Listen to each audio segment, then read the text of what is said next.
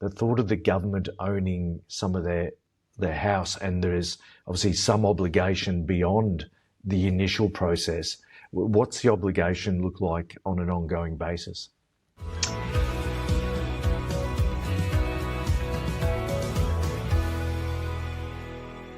G'day and welcome to the Investor Motivation Podcast. My name's Rob Goudie, and joining from Early Beach is Rachel. How are you, Rach? I'm good, Rob. How are you going? Yeah, very well, thank you. That's Another good. sunny day up there, I assume? Yes, it is. Yeah, it is. Awesome. Hate to rub it in, but cloudy, overcast, and top of 12 today. So that's a beautiful winter in Victoria. I think you found your second career being a weather reporter. You did that Well, beautifully. yeah, fair call, but it's going to be boring, particularly in winter. It's always going to be sunny there and cold and overcast and top of 12 to 14 here. So it'll be a boring weather report. Yeah. But winter is nice here, and we've had great rains for our farmers as well. So the crops look magnificent. Rach, what are we chatting about today? Yeah, so we're going to look at the government help to buy scheme. So this is one we haven't unpacked before. So we've been doing a little bit of research. So essentially it's the government chipping in to help people buy their first home or get into the property market. So yeah, there's quite a bit involved. So we'll work our way through it. Yeah. Okay, and just so people know exactly what we're talking about and what we're not talking about, this is not the first home super saver scheme. This is not the 5% deposit scheme. This is a separate scheme where the government essentially helping you fund a percentage of the existing home or the new home. Yeah, that's right. Cool. Yeah. So this is a reasonably big one, Rach. There's a bit of complexity to it. And as you said before, there's a bit of stink on it as well in some regards from a reporting point of view. Where should we start? Let's start with what the plan is, what they're trying to achieve. Yeah, so ideally they're trying to get more people into homes and bridge that gap. So they're looking at the government will chip in a certain amount, so percentage-wise of homes, and then that means essentially that the person buying the home is borrowing less, have more borrowing capacity, and less stress hopefully on the balance sheet too. Right. So, Rach, what are they buying? How much are they going to chip in to help people get into their own home? Yeah, so it's 30% on existing homes and then up to 40% on a new build. Now, on top of that, there is limitations on how much the property can cost based on your location. So that is, something that comes into it as well. Right. And what are some of those details, Rach? I don't actually know off the top of my head, but there's figures around 750 caps for, I think, some of the regional areas around Australia, but it does different, like state to state, and then, rural or city living. So.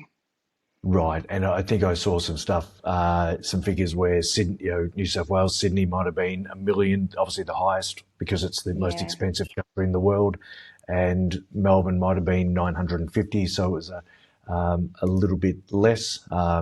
So I'm just trying to find some of those numbers because there is a decent fact sheet on it. And Rach, it's not only obviously the amount that you can go up to in terms of the value of the property, but it's also, there's an income side to it. Let's talk about those actual numbers, please. Yeah. So as an individual, you must have an annual income less of 103,000. For a couple or a joint, it's 165,000 per year. So that's one of, the boxes you need to tick from a starting point of view is income. Okay. And I keep on seeing that you mentioned you must have at least a 2% deposit. Now, 5% deposit for the other scheme is just so low. 2%. What's your thoughts on that? Is that just buying before people are ready, or is it there to help the people that having trouble being ready to get their 10 or 20% deposit? Yeah, exactly that. It's bridging that gap. So it means, yeah, that they can potentially get into and purchase a home sooner. So if anything used respectfully, I think it can be a good thing, Yep. definitely. But yeah, it's 2%, which, yeah, you also remove the need for lenders' mortgage insurance as well, which is a cost involved. So that kind of helps out as well with some of it Right. too. Yep. Fantastic. Rach, there is limits to how much they're going to do each year in terms of the number of applicants. So you've so that's at 1,000 places each year, and obviously that is as a couple or a single. Yeah. Yep. And it's only certain banks that will do it as well. So they call them participating lenders. So not every bank will offer it. Right. So yeah, you may have to do some delving into that too if yeah people are looking into it. Right. And what banks have you seen that are offering this at the moment? Commonwealth Bank was yeah one that come up yeah front of mind when I did the research.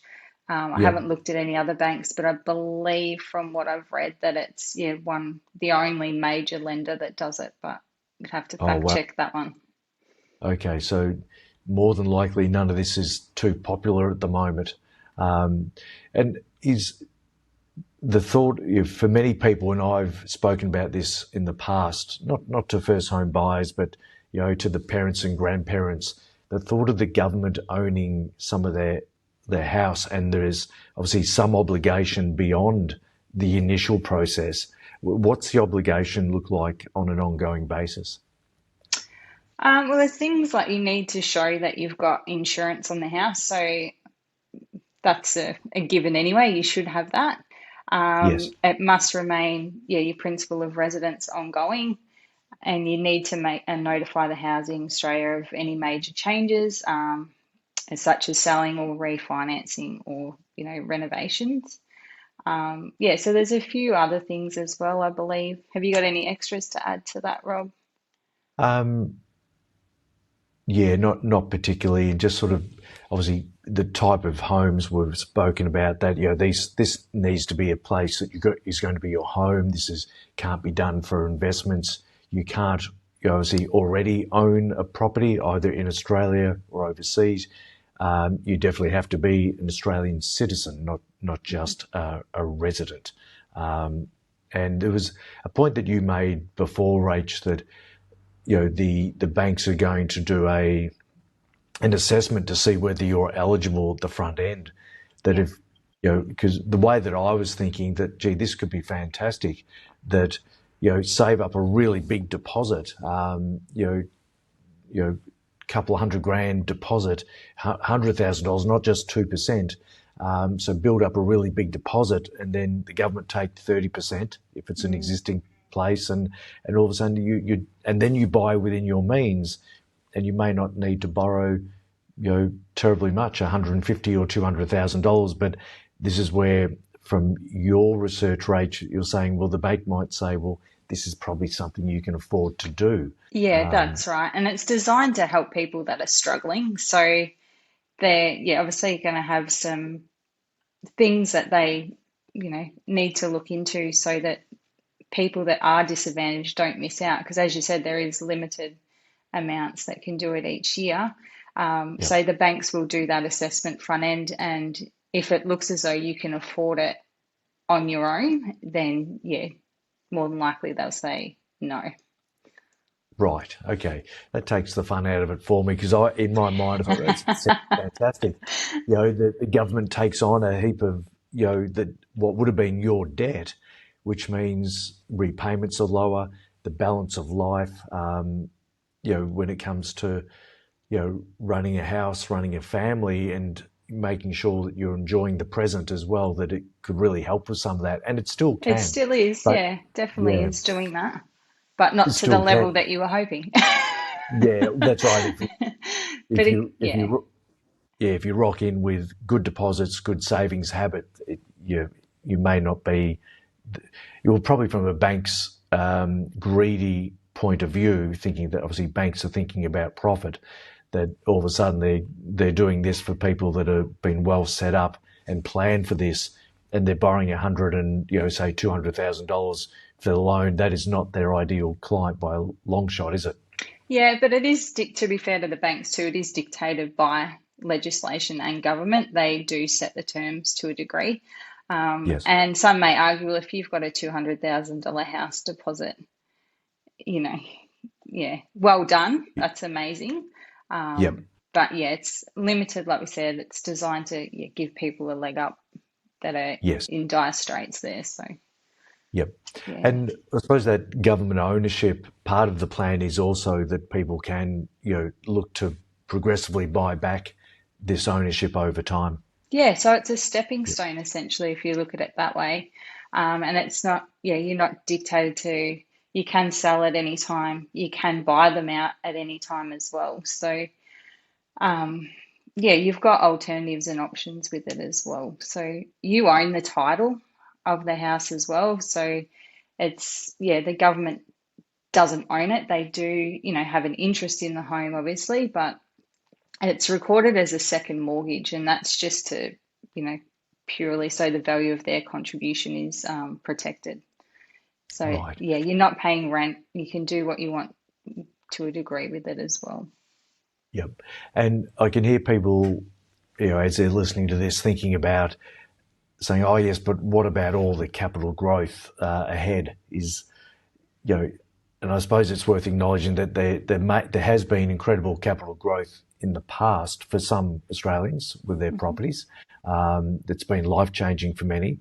But given those incredible increases in valuations, the likelihood of that happening forever and a day in the same way it has in the past is pretty low. So I think we've got to be pretty neutral on that point personally, that, okay, well, if we can go up, but can it also go down? The answer is probably can go down as well. So I don't think we need to think about, or people to get negative on it, saying, well, they're going to be profiting off this. It may be neutral for the next decade, which I nearly think it needs to be. Yeah, and to be fair, yes, they'll take some capital gain, but if it also goes down, they're wearing that capital loss as well. So, Yes.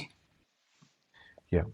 So, Rachel, ultimately, what's your thoughts about it? And is it a yay or a nay for you? Or, as always, it depends? It depends. I think don't blindly trust it, but don't blindly reject it either. It's really case by case, and what people's goals are. If home ownership is something that, a lot of people want, then, is it a great tool for that to happen rather than being stuck renting in there if it's a goal of yours. But again, we need to make sure that the balance sheet works as well. It's all well and good to have the 2% deposit, etc., but the numbers still need to work. You've still got the expenses of owning your own home as well on top of that. So, right. Yeah. So Rach, that is nearly, no doubt there was a lot of people that rushed into the 5% deposit scheme because it was there and it was available, that now, in my view, have been screwed over a lot. Here's this great scheme, 5%, so buying before you're ready. And then all these changes came in on budget night that have then potentially put some people into negative equity. So is it one of those cases, just because you can doesn't mean you should? You've got to do the cash flow. Absolutely, like you would with, in any other, whether you're doing the 2% or not, in any scenario, it comes down to cash flow, I think, first, and making sure that it's not putting you in a position that, will do you financial stress rather than being helpful in that scenario. And it is good to note that it's, it is backed by real legislation. So there is the Help to Buy Act and things like that. So hopefully they can't just change the rules as they go along. So it is sort of set in stone no matter who's in office at the time. Yes, and I think that when you say rules might change, but I think we've seen in recent times that there's a lot of grandfathered rules, isn't there? That people that make decisions based on how the rules are today have been honoured, and they've done that with capital gains. They've done that with negative gearing as well. So many of the existing rules have been honoured. So I think there's some precedents set there. Absolutely. I mentioned cash flow before. Sometimes when it comes to renting or owning, particularly when things are overvalued, renting can still be a valid option and still be cheaper. And I think for me, this is where people still need to run these numbers Yeah, that's right. to make sure that you're not the cost of ownership can be expensive compared to renting at these high levels of property valuations. Yeah. What's your final take, Rob?